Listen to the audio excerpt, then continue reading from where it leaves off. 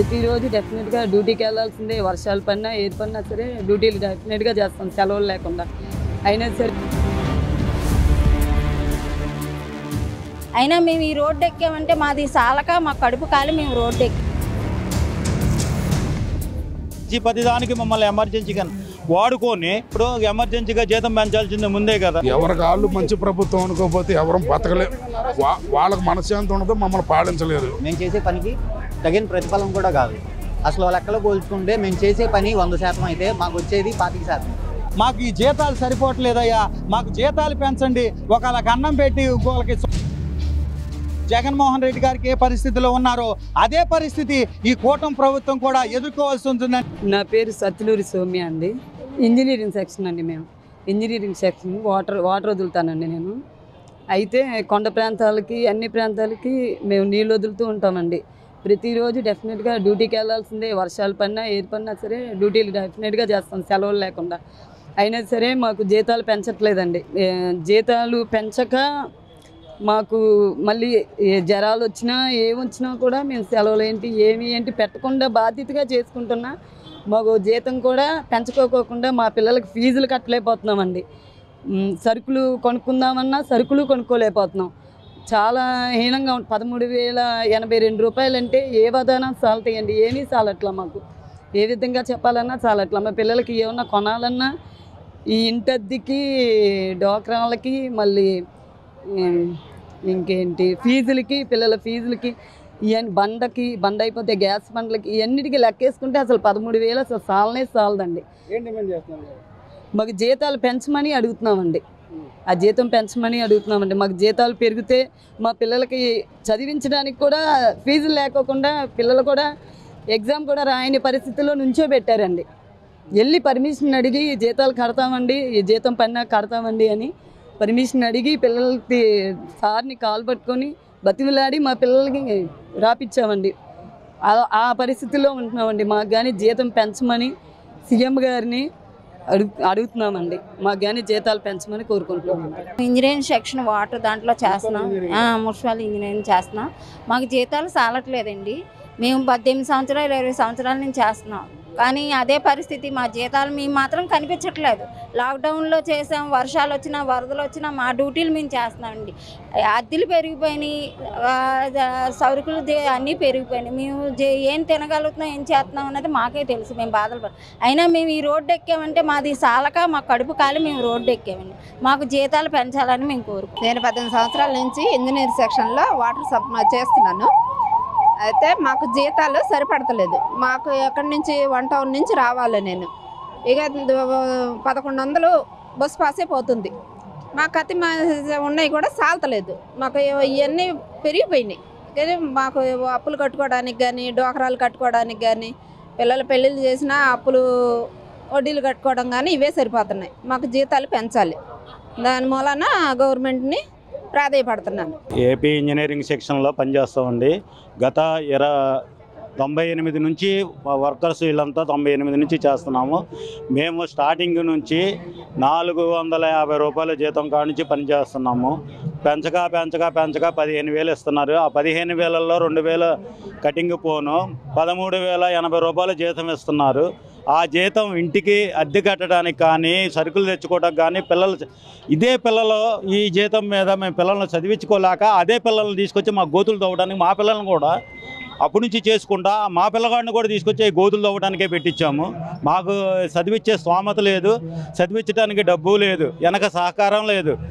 కష్టపడి ఒక్కొక్క కొండపైన 50, 100, 150 మెట్లు ఉంటాయి. అలాంటి 50 చోట్ల వాల్స్ తిప్పి నీళ్ళు వదిలి ఇవన్నీ చేస్తాం. ఇంజనీరింగ్ పొద్దున 6 గంటలకు వస్తే రాత్రి 8 అవుతుంది. 12 గంటలు డ్యూటీ చేపిస్తారు. అదనంగా కూడా ఏదైనా లైన్ అందరికి వెళ్ళే లైన్ ఏదైనా డ్యామేజ్ అయితే 5 రోజులు ఇళ్ళకి కూడా పంపించరు. అదేంటంటే వేరే మీకు వచ్చినట్టు వాళ్ళు ఎవరు చేయరు. బయట ఉండి పెడతాము కూలీలకి, వాళ్ళకి జీతం ఇవ్వడే కానీ గోతిలో దిగి పని చేయరు. నీళ్ళల్లో మట్టి తీయడం రాదు. ఈ అలవాటు ఉన్నాళ్ళు కనుక గబగబా తీసి దానికి మరమ్మతులు చేసి జాయింట్లు వేసి లెడ్ కొట్టి ఇవన్నీ సప్లైలు అందరికి ఇచ్చి సమానంగా పంపిస్తారు. 5 రోజులు పనిచేస్తాం. దానికి అదనంగా మాకు జీతము ఉండదు. జీతము ఎవరో సెలవు ఎవరో ఏదో ఇస్తే నామకార్థంగా నైట్ అంతా పని చేశారు కదా, ఒక పూట సెలవు తీసుకొని రండి మీరు, లేకపోతే అలాగో పని చేసుకున్నప్పుడు ఎమర్జెన్సీ ప్రతిదానికి మమ్మల్ని ఎమర్జెన్సీగా వాడుకొని, ఎమర్జెన్సీ అనేటప్పుడు గవర్నమెంట్కి కూడా తెలియాలి కదా, ఎమర్జెన్సీ వాటర్ సప్లై లేనిది ఇక గడవదన్నప్పుడు ఎమర్జెన్సీగా జీతం పెంచాల్సింది ముందే కదా. మా జీతం పెంచాల్సింది ముందు, మా తర్వాత పెంచిన తర్వాత అందరికీ పెంచాలా. ఇదివరకు సీపర్గా ఇవన్నీ మామూలుగా హెల్త్ సెక్షన్ ఇదంతా పనిచేసేవాళ్ళు, వాళ్ళకి 3,000 జీతం ఉంటే మాకు 6,000 జీతం ఉండేది. వాళ్ళకి 4,000 జీతం వచ్చినప్పుడు మాకు 8,000 జీతం వచ్చేది. వాళ్ళని పైకి తీసుకెళ్ళి మమ్మల్ని కిందకు నొక్కేశారు. మాకు ఆ జీతం లేక, ఈ 13,000 జీతంతో బతకలేక, మా పిల్లల్ని చదివించలేక ఇదే గోతుల్లో తీయడానికి పంపించి జీతం పెంచుతారని అందరికీ పెంచారు. మొన్న 2000 ఫస్ట్ నుంచి కాంట్రాక్ట్ బేసిక్గా చేశాము. ఇప్పుడు అవుట్సోర్సింగ్ అయితే మార్చారు. అవుట్సోర్సింగ్ మారితే మా బతుకు మారిద్ది, గవర్నమెంట్ పని చేస్తున్నది. జగన్ వచ్చి నేను ఇంకేముందని తెల్లారిపాటికి నేను గెలవంగలోనే అందరినీ పర్మిట్ చేస్తానన్నాడు. తీసుకెళ్ళి అవుట్సోర్సింగ్ గోతులో పడేశారు. ఆ గోతులో పడేసినప్పుడు 15,000 జీతం పెట్టారు. 15,000 జీతం పెట్టి అంతకుముందు 12,000 ఇచ్చారు. 3,000 పెంచి 3,000 నుంచి ఇంక మళ్ళీ మిగతా ఊడ్చే వాళ్ళందరికీ వీళ్ళందరికీ 21,000 చేసి మాకు వచ్చి 15,000. ఆ జగన్ ఒక్కసారి పెంచాడు 3,000. ఆ తర్వాత జీతం పెంచాల. మేము ఊడ్చేవాళ్ళు వర్షం వస్తే పక్కన బారేసి వెళ్ళిపోతారు. నీళ్ళలో ఏ నీళ్ళలోనో ఏ చెట్టు కింద ఏ ఇంట్లో కూర్చుంటారు. మేము ఆ వానలోనో తుఫాను కానీ కరెంటు తీగలే తెగనే ఆ జల్లు పడినాయి, వర్షంలో తడుచుకుంటే వాళ్ళు ఆపరేట్ చేయాలి. ఈ మొగలరాజపురం ఉందంటే 70 వాల్స్ ఉంటాయి. ఆ కొండలో 200 మెట్లు, 250 మెట్లు, 270 మెట్లు పైన ట్యాంకీ ఉంది. అక్కడికి వెళ్ళి వాళ్ళు తిప్పొస్తారు కుర్ర వీళ్ళందరూ. మరి వాళ్ళు మోకాళ్ళు అరిగిపోయి కాళ్ళు నొప్పులు వచ్చి జ్వరం వచ్చినా వాళ్ళకి చలవ ఇవ్వరు. చలవ ఇవ్వకపోగా నువ్వు ఎందుకు రాలేదని డిమాండ్ చేస్తారు. మాకు అందరితో పాటుగా సమాన పనికి సమాన జీతం ఇవ్వాలి, పర్మిట్ చేయాలి. అందరికీ జీతం పెంచారు, మా ఒక్కళ్ళని జీతం పెంచలేదు. ఇంకా మాకు జీతం పెంచాలని కోరుతున్నాం. ఈ గవర్నమెంట్ వచ్చాక 10 రూపాయలు కూడా మాకు ఎవరికి పెంచలేదు. ఇప్పుడన్నా మమ్మల్ని పెంచుతామని మేము ఆశిస్తున్నాం. అందుకనే ఈ ధర్నా చేస్తున్నాం. రేపు 3 గంటలకే పిలిపిస్తానన్నారు. అప్పుడు చర్చిలో సక్కంగా ఇదైతే డ్యూటీ చేస్తాం, లేదంటే మళ్ళీ ధర్నా సౌకర్యం ఇక్కడే ఇది చేస్తాం. అది మేము విజయవాడ మొత్తం కలిసి 600 మంది దాకా ఉన్నాము. రాష్ట్రం మొత్తం అయితే 11,000 12,000 చిల్లర ఉన్నాం. ఇంజనీరింగ్ సెక్షన్ వరకు మాకు 1998లో ఈ కాంట్రాక్ట్ బేసిక్ అని మన నారా చంద్రబాబు నాయుడు గారు తీసుకొచ్చారు. పర్మనెంట్ వాళ్ళకి ₹1,00,000 ఇచ్చే బదులు వీళ్ళనే 10 మంది పెట్టేసుకోవడం ఉద్దేశంతో తీసుకొచ్చి పెట్టారు. అప్పటి నుంచి 98 నుంచి 2008 వరకు కూడా 1,200 జీతం. 1,200 నుంచి కాంగ్రెస్ ప్రభుత్వం వచ్చిన తర్వాత 3,700 అయింది. మాకు 1,200 జీతం ఉన్నప్పుడు హెల్త్ వాళ్ళకేమో 900. మాకు 3,700 అయినప్పుడు శానిటేషన్ వాళ్ళకి హెల్త్ వాళ్ళకేమో 2,200. శానిటేషన్ వాళ్ళకి 2,200. తర్వాత 2006లో మళ్ళీ మాకు 5,400 రూపాయలు జీతం అయిందండి. అప్పుడు శానిటేషన్ వాళ్ళకి 3,200. ఇలా ప్రతి విషయంలో కూడా వాళ్ళకన్నా మేము ఇంజనీరింగ్ సెక్షన్లో ఎక్కువ జీతం తీసుకున్నాము. అలాగే కష్టపడ్డాం. మా కష్టం దగ్గర జీతం ఇచ్చారు కానీ ఎవరో ఏమి ఇవ్వలే. తర్వాత ఈ మధ్యకాలంలో జగన్మోహన్ రెడ్డి ప్రభుత్వం వచ్చిన తర్వాత ఈ అధికారులందరూ వీళ్ళు ఇష్టం వచ్చినట్టు తీసేసుకున్నారు, వాళ్ళ చుట్టాలను పెట్టుకున్నారు అన్న ఉద్దేశంతో ఆయన ఏం చేశాడు, ఆప్కాస్ అన్న ఒక ఇది పెట్టి మా అందరినీ కాంట్రాక్ట్ బేసిక్లో ఉన్న వాళ్ళందరినీ తీసుకెళ్ళి ఆప్కాస్లో కొట్టేచ్చాడు. ఉద్యోగ భద్రత కల్పించాడు. అంతవరకు బాగానే ఉంది. జీతం పిఆర్సీతో పాటు 3,000 పెంచాడు. 13,000 కాడి నుంచి 15,000 అయింది. కటింగ్లన్నీ పోను 13,800 వస్తుంది. ఈ గవర్నమెంట్ వచ్చింది సంవత్సరం కదండి అయింది. ఇది పెంచిద్దామన్న నమ్మకంతో ఉన్నాం. అందుకే కూటమి ప్రభుత్వం సంవత్సరమే కదండి.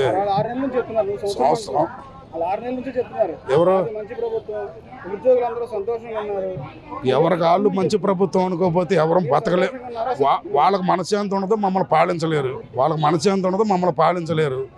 కాబట్టి మేమైతే ప్రస్తుతానికైతే ఆప్కాస్లో ఉన్న ప్రతి కార్మికుడికి వేరు కేటగిరీలు కాకుండా అందరినీ ఒకే కేటగిరీలో పెట్టి ఆప్కాస్ మొత్తానికి ఒకటే జీతం చేయాలి మా డిమాండ్. నేను గత 15 సంవత్సరాలుగా ఈ వాటర్ డిపార్ట్మెంట్ ఇంజనీరింగ్ సెక్షన్లో పనిచేస్తున్నాను. మేము జాయిన్ అయ్యి దగ్గర 15 సంవత్సరాలు అవుతుంది. కరోనా టైంలో కూడా మేము పనిచేసాము. మాకు సెలవు ఉండదు. మేము 24 గంటలు పనిచేయాల్సిందే.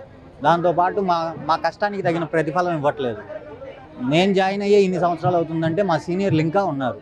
వాళ్ళకి మాకు అందరికీ సమానంగా ఇస్తున్నారు. కాకపోతే మేము ఇన్ని సంవత్సరాలుగా చేసి మాకు వచ్చే 13,087 రూపాయలు మాకు కరెక్ట్ కాదు. మేము చేసే పనికి తగిన ప్రతిఫలం కూడా కాదు. అసలు లెక్కలో పోల్చుకుంటే మేము చేసే పని 100% అయితే మాకు వచ్చేది 25%. కర్మ 75% ఇవ్వట్లేదు. దీని గురించి మేము ఎంత ఆందోళన చేస్తున్నాం.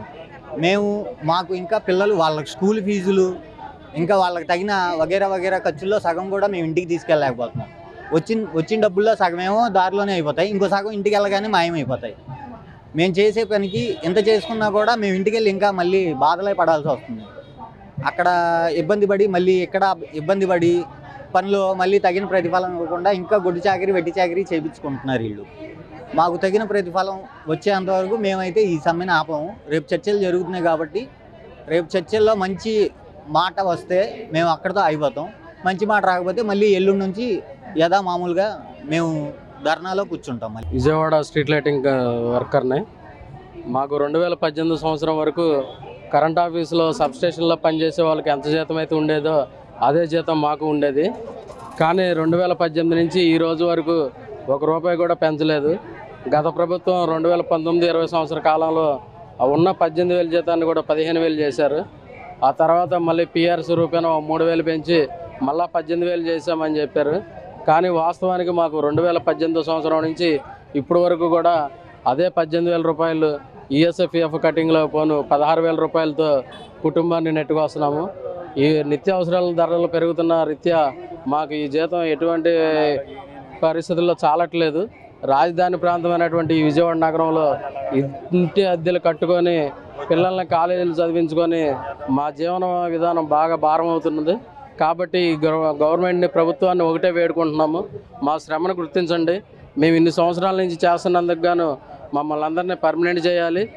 మాకు కనీస వేతనం 29,200 రూపాయలు కంపల్సరీగా ఇవ్వాలని చెప్పి ప్రభుత్వాన్ని డిమాండ్ చేస్తున్నాం. Municipal engineer workers union Vijayawada నగర కమిటీ అధ్యక్షుడు పి మహేష్ బాబు. రాష్ట్ర వ్యాప్తంగా 6వ రోజు నిరవధిక సమ్మెలోనికి కూర్చోవటం జరిగింది. రాష్ట్ర వ్యాప్తంగా మున్సిపల్ ఇంజనీరింగ్ కార్మికులు అందరూ కూడా ఎవరికారే చైతన్యవంతులై ముందుకు రావడం జరిగింది. ఎందుకంటే గత 15-20 సంవత్సరాలు బట్టి ఇసుకుపోయినటువంటి ఇంజనీరింగ్ కార్మికులు అందరూ కూడా ఈరోజు ఒకే ఏకతాటిపైకి రావటం జరిగింది. ఎందుకంటే చాలని జీతాలతో బతుకు బండి నడిపించలేనటువంటి పరిస్థితుల్లో అనేక మార్లు గవర్నమెంట్ ఆఫీసర్లకిను అలాగే ప్రభుత్వంలో ఉన్నటువంటి రాష్ట్ర ముఖ్యమంత్రులకి అందరినీ కలిసి డిఎంఏ గారికి ఎంఏయుడి గారికి అందరికి కూడా వినతి పత్రాలు ఇవ్వడం జరిగింది. ఎటువంటి స్పందన కరువైనటువంటి పరిస్థితుల్లో ఈరోజు రోడ్డు మీదకి రావాల్సి వచ్చింది. ఎందుకంటే ఈరోజు కనీసం ఒక కుటుంబం బతకాలంటే 35,000 రూపాయలు కావాల్సి ఉండగా 15,000 రూపాయలతో ఈరోజు పెట్రోల్కి అలాగే ఇంటద్దులకి కరెంటు బిల్లులకి నిత్యావసర వస్తువులు పాల ప్యాకెట్లు దోమ చక్రాలు ప్రతిదీ కూడా కొనుక్కోవాల్సినటువంటి పరిస్థితుల్లో గత్యంతరం లేక మాకు ఈ జీతాలు సరిపోవట్లేదయ్యా, మాకు జీతాలు పెంచండి, ఒకళ్ళకి అన్నం పెట్టి ఇంకొకరికి సున్నం పెట్టేటటువంటి విధాల్లో గవర్నమెంట్ వ్యవహరిస్తుంది. కాబట్టి జగన్మోహన్ రెడ్డి గారు మమ్మల్ని మోసం చేశారు. ఎందుకంటే మా తోటి కార్మికులైనటువంటి ఇంజనీరింగ్ కార్మికులైనటువంటి యూజీ కార్మికులకి 24,500 రూపాయలు పెంచి వాటర్ సప్లై అలాగే స్ట్రీట్ లైట్లు అలాగే పార్కులో ఉన్నటువంటి కార్మికులకి అలాగే చైన్ దళానికి ఇంజనీరింగ్ విభాగాల్లో ఏ విభాగాలు ఉన్నాయో వీటందరినీ కూడా మోసం చేసినటువంటి విధంగా చూస్తున్నాం. ఈ గవర్నమెంట్ వచ్చి 10 నెలలు కావస్తుంది.